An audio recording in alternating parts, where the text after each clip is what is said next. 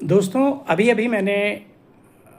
Health insurance claim part 2 डाला, upload किया है। उसके कुछ हिस्से बाकी रह गए थे, इसमें हम आपको वो पूरा कर देते हैं। और ये सुनिए कि अभी मैं जो लास्ट एपिसोड ख़त्म किया था उसमें यह है कि हेल्थ इंश्योरेंस क्लेम सबमिट करने के बाद कितनी सारी परेशानियां आती हैं।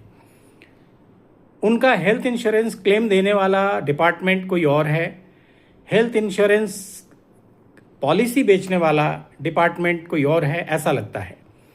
क्योंकि हेल्थ इंश्योरेंस वाले ने पॉलिसी तो अपनी बेच दी, चाहे वो ऑफलाइन हो या ऑनलाइन हो,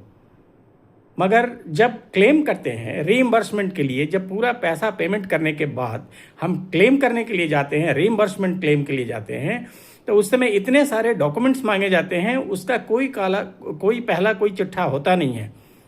तो मेरी ये गुजारिश है कि जब भी इंश्योरेंस क्लेम लेने जाए, इंश्योरेंस पॉलिसी खरीदने जाए, जो हर घर में ज़रूरत पड़ती है, हर व्यक्ति को ज़रूरत पड़ती है इंश्योरेंस क्लेम की, उसमें जो ध्यान देने योग्य बातें हैं कि इंश्योरेंस पॉलिसी बेचते वक्त उनका इंश्योरेंस क्लेम डिपार्टमेंट से कोई एक आदमी क्यों नहीं आता, वो अपने डूज एंड डोंट्स दें, वो अपने पॉलिसी के बारे में बताएं कि जब आप रीइंबर्समेंट क्लेम करेंगे तो इन चीज़ों के, इन डॉक्यूमेंट्स की मुझे ज़रूरत पड़ेगी, इसके बिना आपका क्लेम पास नहीं होगा। तो ये सारी बातें इंश्योरेंस कंपनियां अपने प्लान बेचते वक्त कुछ बताती नहीं है, जिससे इंश्योरेंस में हमारा सारा पैसा खर्च हो जाता है और जब हम क्लेम करने जाते हैं तो हमारे हाथ कुछ बचे खुचे रकम आती है। और इंश्योरेंस क्लेम एक ऐसा मुद्दा है जिसे हर व्यक्ति, कुछ छोटे अक्षरों में लिखा रहता है, कुछ बड़े अक्षरों में लिखा रहता है। इतने बड़ी पॉलिसी हर कोई कुछ तो पढ़ता नहीं है।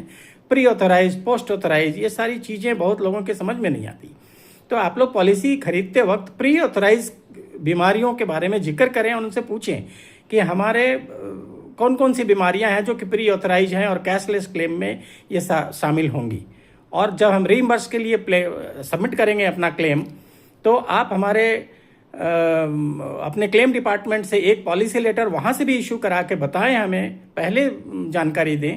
कि क्लेम करते समय कौन कौन सी चीज़ों का हम ध्यान रखें, ताकि हम जिस दिन हमारा पेशेंट एडमिट होगा उसी दिन से हम इन चीज़ों को जमा करना शुरू करेंगे, ताकि बाद में हमारे परिवार को, हमारे लोगों को परेशानी ना हो और आराम से हमारा हेल्थ इंश्योरेंस क्लेम मिल जाए। तो इन चीज़ों का कृपया आप लोग ध्यान रखें